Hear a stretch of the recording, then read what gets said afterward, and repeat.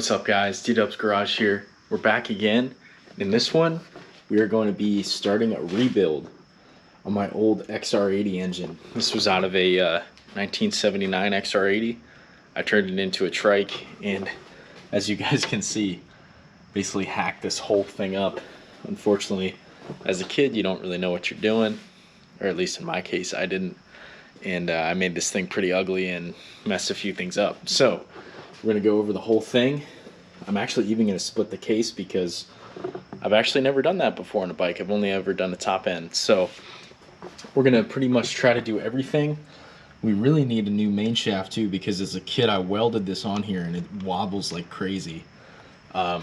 So that's pretty bad, but I'm thinking time lapse for most of this. Unfortunately, my tools aren't here, so I'm gonna have to kind of make do with what I have for now.